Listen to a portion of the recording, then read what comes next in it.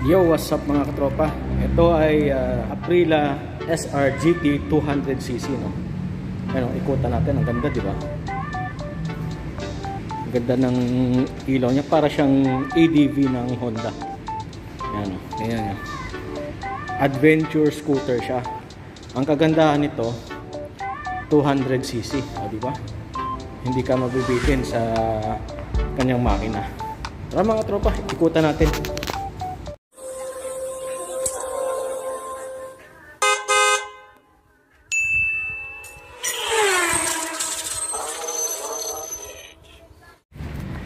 Mag-umpisa tayo dito sa kanyang headlight. Ayan, no? Meron siyang LED na headlight. Tapos meron siyang daytime running light dito. Tapos ito yung kanyang high beam. Yan, yung kanyang ilaw. Oh. Daytime running light yan. Tapos dito sa harapan, ganda ng combination ng sticker niya. Italian talaga yung color, no? Ganyan kasing yung Italian bandera. So, tapos dito merong parang carbon-like design. Ayan, no? Tapos yung kanyang windshield, ayan, no? Malapad. Pa ganoon siya, oh, parang cobra. Tapos ito yung kanyang signal light. Siyempre LED na rin. Ayan. Tapos dito tayo sa baba. Ito yung kanyang pinaka fender. Parang carbon-like design. Ang ganda ng quality ng plastic. Ayan.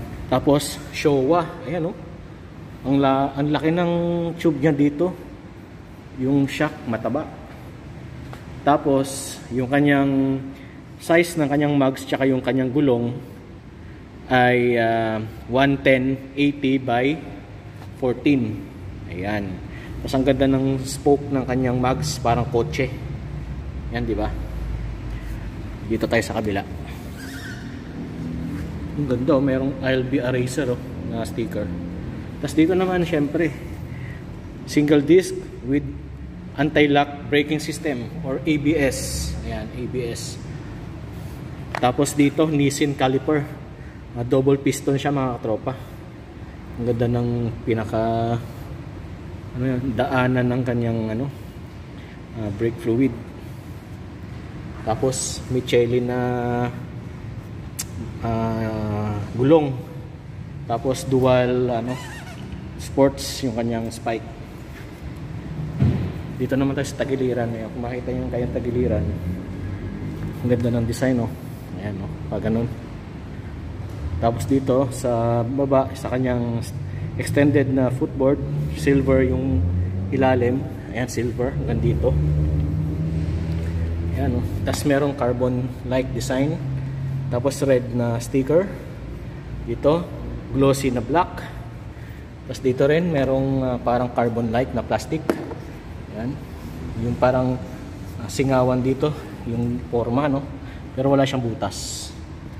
Ayan. Dito naman, syempre sa kanyang footboard, malapad. Kung makita nyo yung paa ko, ayan, oh, ang laki, oh. Tapos merong extended dito kapag long ride, pag napagod ka, pwede mo extend yung paa mo. Yun. Tapos dito naman tayo sa kanyang upuan. Ito yung quality. Parang siyang makapit, oh, hindi siya madulas. Tapos merong pula na stitches, red stitching. Ayan, oh. Ayan. Tapos dito nga pala yung kanyang gas tank. Ayan. Siyempre, dito yung kanyang side stand, meron siyang switch. Ayun, oh. Ayan. Tapos ito yung kanyang footboard ng peg, yung passenger nyo. Ganda, oh, pag sinarado mo, kala mo hindi halata, di ba? Malinis tingnan. Tapos malapad, oh. Tingnan mo. Ayan, oh. Malapad. Dito naman tayo sa kanyang airbox. Meron ditong parang singawan, air vent. Malaki yung kanyang airbox. Ito yung pinakalagay ng air cleaner. Tapos may nakalagay dito na I get Green Experience Technology. Ganda. So siya, nakakabuti na siya sa kalikasan. Tapos dito naman tayo sa kanyang panggilid, kanyang crankcase. Meron din ditong parang vent.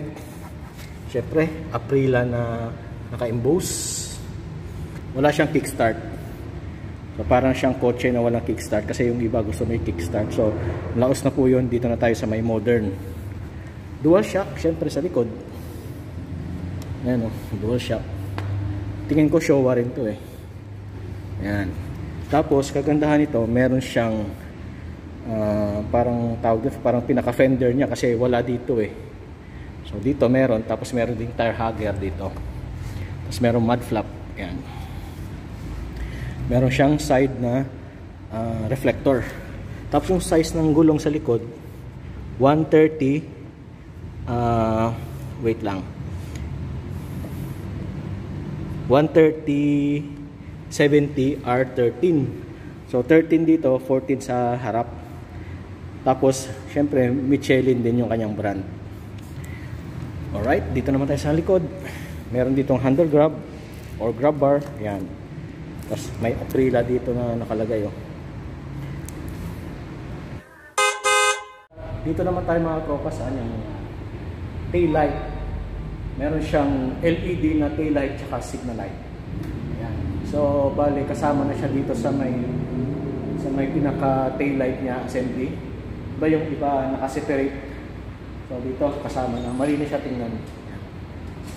Aprilia. Tapos dito yung parang fender din niya, parang tuka. Tapos ito yung kanyang likod, ito yung lagay ng plaka. Ito yung plate light reflector. Ayan, di ba? Walang talsik yan. Tapos dito open siya. Siyempre, Aprilia na naka-brand do sa may pinaka-upuan niya. Dito naman tayo sa kabila. Ito yung kanyang pinaka-tambutso or muffler. Merong plastic dito na design pero parang carbon look. Dito pure plastic pero carbon look. Siyempre water cooled. Meron siyang radiator. Ayan, ganda nito, stainless oh. Slip on, pwede siyang mag slip on oh. Pwede siyang tanggalin. Magpalit ka ng pipe, pinaka muffler, pwede. Kung gusto mo medyo maingay, pwede. Tapos rear disc brake, naka ABS ba to? So single channel ABS siya mga katropa. Single channel ABS lang, yung nasa harapan lang yung may ABS. Alright. Ganda ng swing arm oh. Lapad. Silipin natin dito. Ayun oh. Yan yung kanyang throttle oh. Ayan oh. Ito yung lagay ng oil. Mag-change oil ka dyan ka sasalin. Ito, foot peg sa kanan, foot peg na angkas mo. Siyempre, ganun din dito sa kabila. Alright.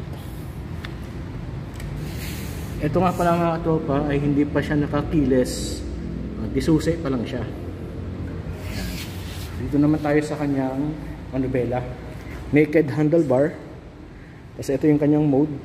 Dito nyo makikita. Pag naka-open, pag naka-on yung battery, meron siyang stop-start. Pag sa traffic ka, mamatay kusa yung motor mo. Pag piniga mo naman yung throttle, kusa siyang aandar kahit hindi mo na siya i-start dito. Signal light, tapos horn. Tapos dito meron siyang pocket.